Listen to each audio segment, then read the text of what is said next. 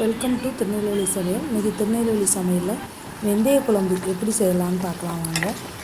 வெந்தய குழம்பு செய்கிறதுக்கு பாருங்கள் எவ்வளோ சூப்பராக வந்துருக்குன்னு பாருங்கள். வெந்தய குழம்பு ஒரு பாத்திரத்தை அடுப்பில் வச்சுக்கோங்க. அந்த அடுப்பில் வச்சுட்டு இன்றைக்கி ஒரு 3 குழிக்கரண்டிக்கு நல்ல எண்ணெயை சேர்த்துக்கிடுவேன். இதுக்கு நிறைய ஆயில் சேர்த்துக்கோங்க. வெந்தய குழம்புக்கு ஆயில் நிறைய சேர்த்தா தான் வெந்தய குழம்பு சூப்பராக இருக்கும். இதில் ஒரு 1/4 ஸ்பூன் வெந்தயம், 1 ஸ்பூன் கடுகு, சின்ன வெங்காயம் ஒரு 25 வெங்காயம் எடுத்து வச்சுருக்கேன்.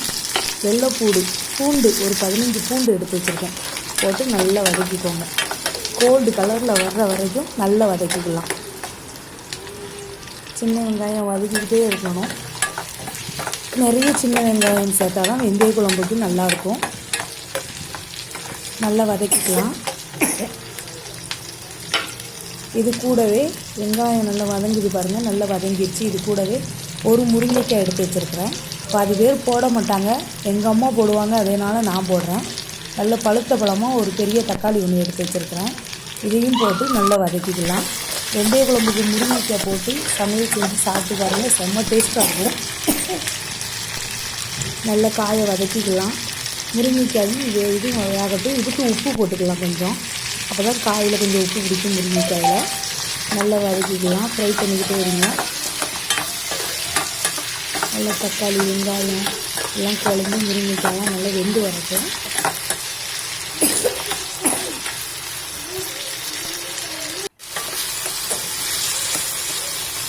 ஒரு 5 மினிட்ஸ் அப்படியே மிக்ஸ் பண்ணி விட்டுக்கிட்டே இருக்கலாம். இது கூட 1 ஸ்பூன் மிளகாய்த்தூள், 1/4 ஸ்பூன் மஞ்சள் தூள், குழம்பு மிளகாய்த்தூள் 2 ஸ்பூன் போட்டுக்கோங்க. குழம்பு மிளகாய்த்தூள் போட்டு நல்ல எண்ணெயிலேயே ஃப்ரை பண்ணுங்கள். இங்கே பாருங்கள், எண்ணெய்லாம் நல்லா பிரிஞ்சு வந்துடுச்சு. நல்ல எண்ணெயிலேயே வதக்கி விடலாம்.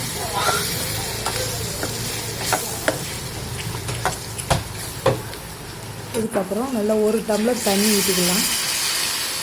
தண்ணி ஊற்றிக்கிட்டு அதையும் நல்லா கொதிக்க விடலாம். தண்ணியிலே ஃபஸ்ட்டு கொதிக்க விடலாம். தண்ணியில் நல்லா கொதித்து வரும்போது அதுக்கப்புறம் நம்ம ஒரு லெமன் சைஸ் புளி ஊற வச்சு எடுத்துருக்கிறேன். அதை நல்லா கரைச்சி விட்டுக்கலாம்.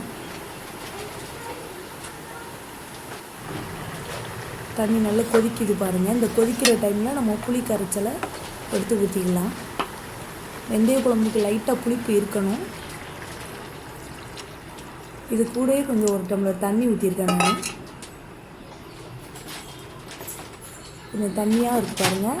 இது நல்லா வற்றி வரணும் குழம்பு. சுண்டை வத்தல் குழம்புக்கு வற்றி விடுவாங்கள்ல, அது மாதிரி நல்லா வற்றி வரட்டும் குழம்பு. மூடி போட்டு மூடி வச்சுக்கலாம். இதான் குழம்பு நல்லா கொதிக்கும்.